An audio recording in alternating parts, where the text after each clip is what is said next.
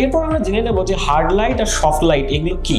তো hard light হচ্ছে দুপুরবেলায় যদি আপনি শ্যুট করেন দুপুর 12টার সময়, তখন প্রচন্ড হার্ড লাইট পাবেন, সেটা মোটেই ফটোর জন্য ভালো না, কারণ সাবজেক্টের ওপর আপনার হার্ড শ্যাডো পড়বে, দেখতে মোটেই ভালো লাগবে না।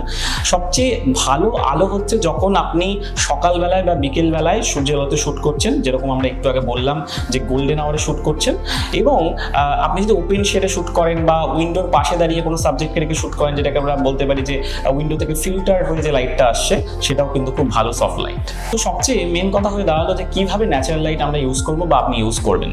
এর জন্য 4 থেকে 5টা জিনিস আপনার মাথায় রাখতে হবে। এক হচ্ছে, যদি আপনি চান যে আপনার ঘরের মধ্যে থেকেই ন্যাচারাল লাইট ইউজ করবেন, তার জন্য আপনি কি করতে পারেন, সাবজেক্টকে জানলার ধারে একদম কোনায় বসাতে পারেন, সেখানে আপনি রিফ্লেক্টর ইউজ করতে পারেন ওই হার্ড লাইটটাকে সফট করার জন্য, অথবা সাদা কাগজও আপনি ইউজ করতে পারেন।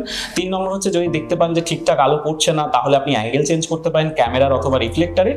এবং 4 নম্বর হচ্ছে, যদি দেখতে পান যে ঠিকঠাকভাবে তার কোয়ালিটি পাচ্ছেন না, তো কখনো কখনো কি করতে পারেন, একটু ব্যাক থেকে ড্রিমি লাইট বা ফ্ল্যাশ লাইট বা আর্টিফিশিয়াল লাইট ইউজ করতে পারেন ছবিটাকে একটু ড্রিমি ভাব দেওয়ার জন্য, বা একটু ব্যাক লাইট দিয়ে সেটাকে একটু স্প্লিট করার জন্য ব্যাকগ্রাউন্ড থেকে।